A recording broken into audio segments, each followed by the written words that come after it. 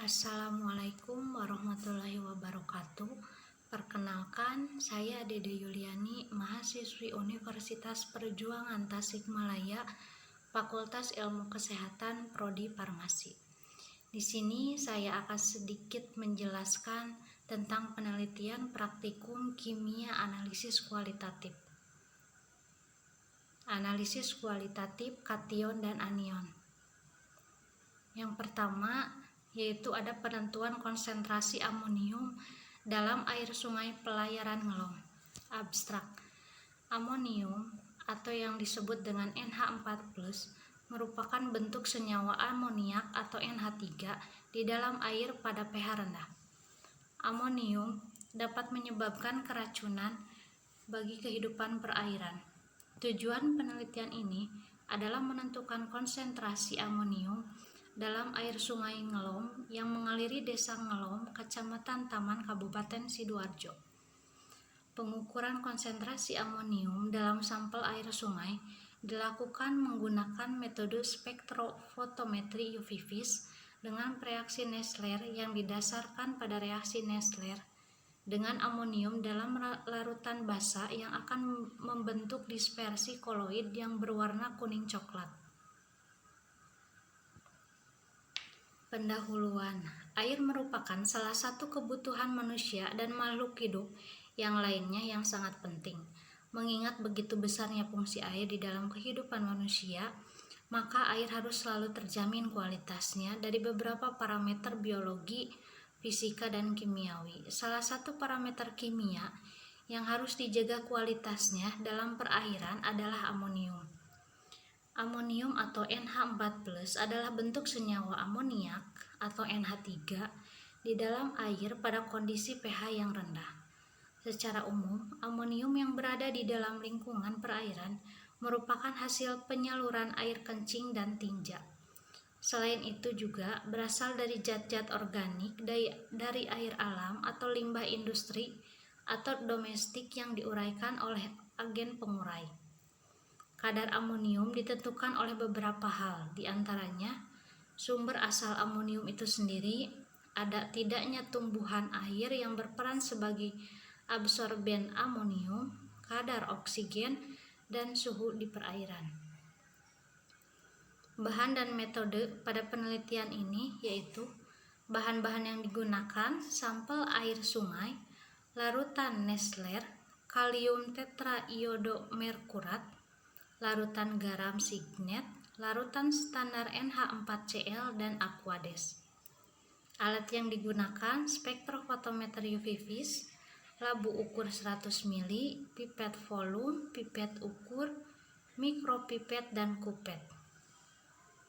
Pembuatan larutan induk amonium 1000 mg per liter dengan cara menimbang amonium klorida atau NH4Cl sebanyak 0,1 gram menggunakan neraca analitik. Selanjutnya, dilarutkan dalam beker gelas dengan Aquades. Kemudian dimasukkan ke dalam labu ukur 100 ml sampai tanda batas dan dihomogenkan. Larutan induk ini akan digunakan untuk membuat larutan seri standar amonium. Uji ketelitian dilakukan dengan cara memipet 2 ml larutan standar amonium 3 mg per liter. Kemudian dimasukkan ke dalam tabung reaksi. Selanjutnya menambahkan 1 ml larutan Nessler dan 1,25 ml larutan garam signet serta 0,75 ml Aquades sehingga volume total sebanyak 5 ml. Selain itu, larutan tersebut diaduk dan dibiarkan bereaksi selama 10 menit. Berdasarkan hasil pengujian sampel air sungai, dilakukan analisis dan ditentukan apakah kadar amonium dalam sampel air sungai masih memenuhi persyaratan.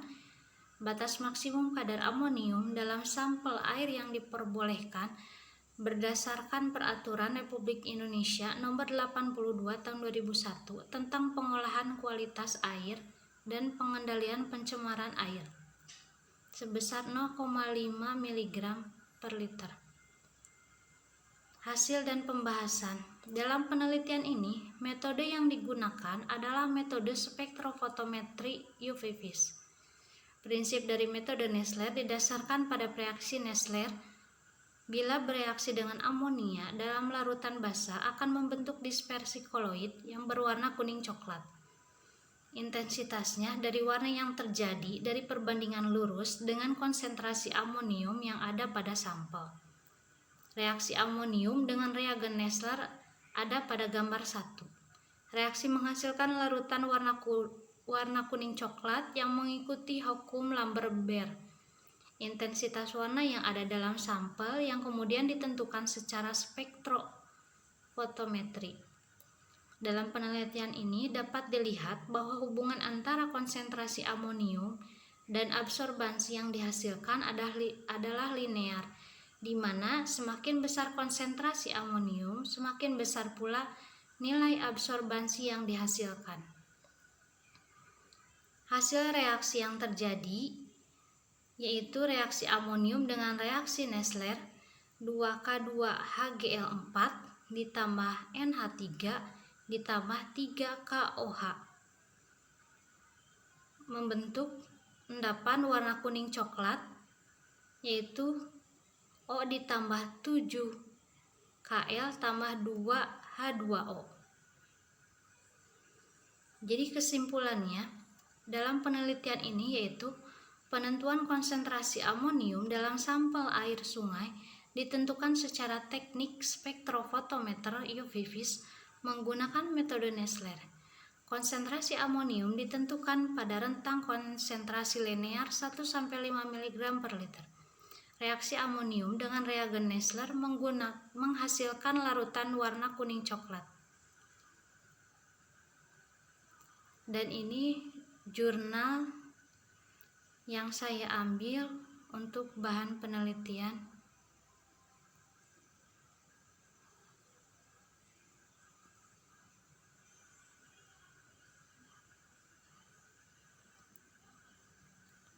Selanjutnya, identifikasi klorin dalam beras putih atau Oryza sativa yang beredar di kota Batam. Abstrak. Beras merupakan makanan pokok yang tersebar hampir di 16 negara atau lebih dari separuh penduduk dunia. Keamanan makanan merupakan salah satu masalah yang harus mendapatkan perhatian terutama di negara berkembang seperti Indonesia. Masih rendahnya pengetahuan, keterampilan, serta tanggung jawab daripada produsen dan distributor pangan terhadap mutu serta keamanan makanan menyebabkan penyalahgunaan zat kimia untuk makanan. Penggunaan klorin pada bahan makan seperti beras tidak boleh digunakan karena berpotensi mengganggu dan merusak usus, lambung, dan organ pencernaan lainnya, termasuk berpotensi memicu kanker hati dan ginjal. Tujuan penelitian ini yaitu untuk mengidentifikasi klorin dalam beras yang beredar di kota Batam. Pendahuluan. Makanan merupakan kebutuhan dasar utama bagi setiap manusia, karena di dalamnya terkandung senyawa-senyawa yang sangat diperlukan untuk memulihkan dan memperbaiki jaringan tubuh yang rusak, mengatur proses dalam tubuh, perkembangbiakan, dan menghasilkan energi.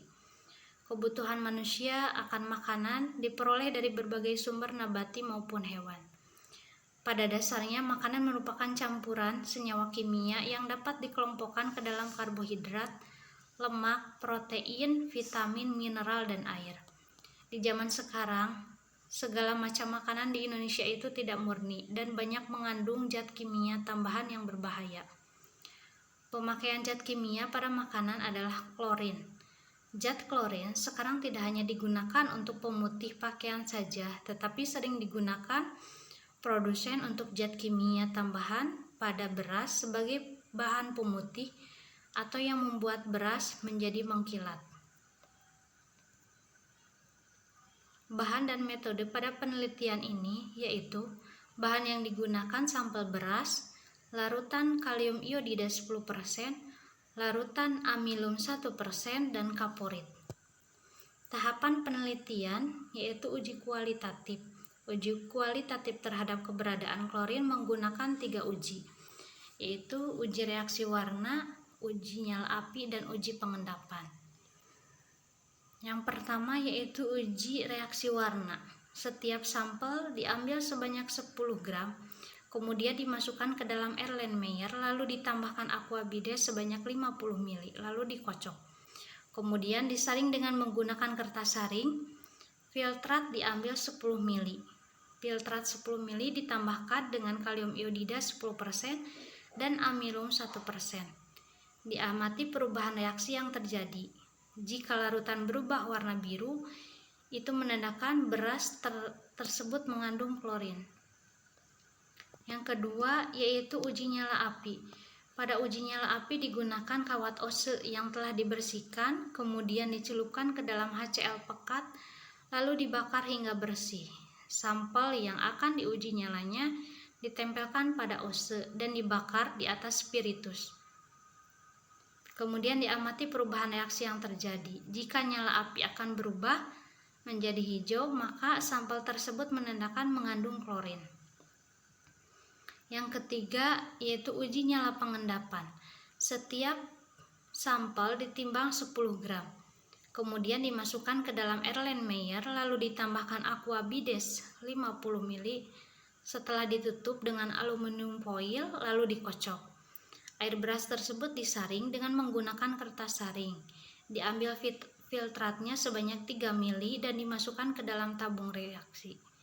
Kemudian ditambahkan larutan asam nitrat atau HNO3 3N sebanyak 1 ml.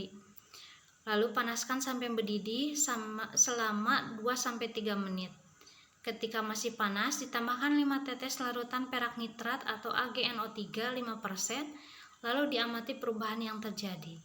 Jika terbentuk endapan putih, maka sampel positif mengandung klorin.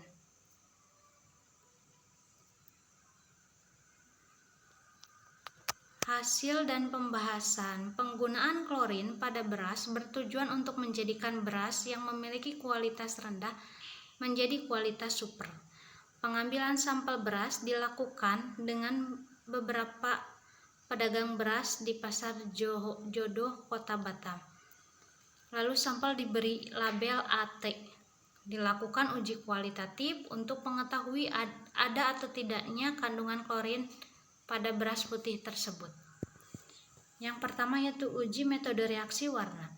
Pada metode uji reaksi warna, dilakukan uji pendahuluan dengan menggunakan kontrol negatif dan positif, di mana hasilnya menunjukkan bahwa kontrol negatif tidak terjadi perubahan warna.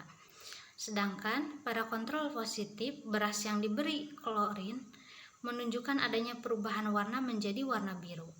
Sedangkan hasil uji kualitatif klorin terhadap sampel beras putih menggunakan uji reaksi warna menunjukkan bahwa sampel negatif mengandung klorin karena tidak mengalami perubahan warna. Bisa dilihat di tabel hasil uji reaksi warna. Sampel pada kontrol negatif berwarna bening dan dengan hasil akhir negatif. Sampel pada kontrol positif terjadi perubahan menjadi warna biru. Hasilnya positif. Sedangkan pada sampel AT larutan bening dengan hasil akhir negatif. Terjadinya perubahan warna bening menjadi biru pada beras yang mengandung klorin disebabkan karena klorin akan mengoksidasi kalium iodida menghasilkan L2 yang kemudian bereaksi dengan larutan amilum sehingga menghasilkan kompleks biru keunguan. Secara kualitatif, jika sampel positif mengandung klorin dengan perubahan kalium iodida 10% dan amilum 1% akan menghasilkan warna biru. Reaksi yang terjadi antara klorin dan iodium adalah Cl ditambah 2L sama dengan 2Cl tambah L2.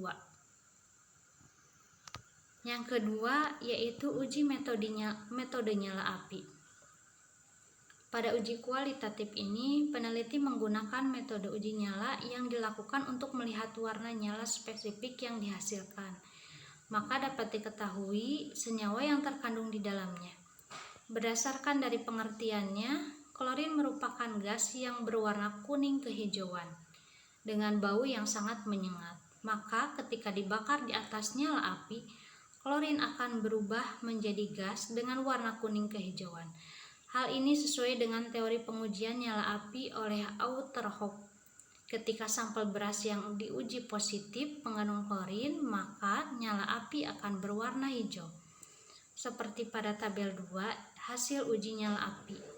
Sampel pada kontrol positif berwarna hijau, dengan hasil akhir positif. Pada kontrol negatif tidak berubah warna, dengan hasil akhir negatif. Dan pada sampel AT tidak berubah warna juga, dengan hasil akhir negatif.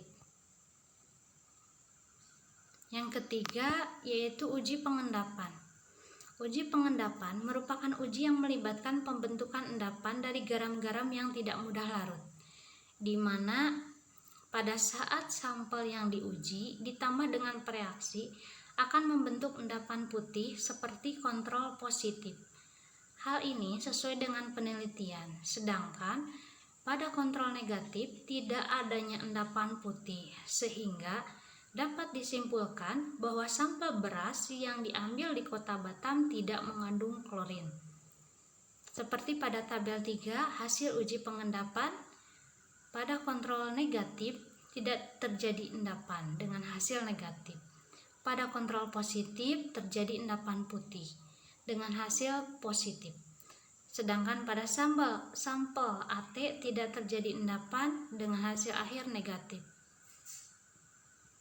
Jadi, kesimpulannya berdasarkan penelitian yang dilakukan berkaitan dengan kandungan klorin pada beras putih di Pasar Jodoh, Kota Batam, maka dapat disimpulkan bahwa beras yang diteliti tidak mengandung zat pemutih dan aman untuk dikonsumsi.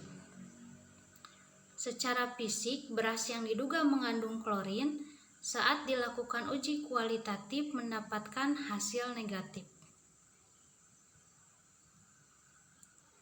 Berikut jurnal yang saya ambil untuk penelitian.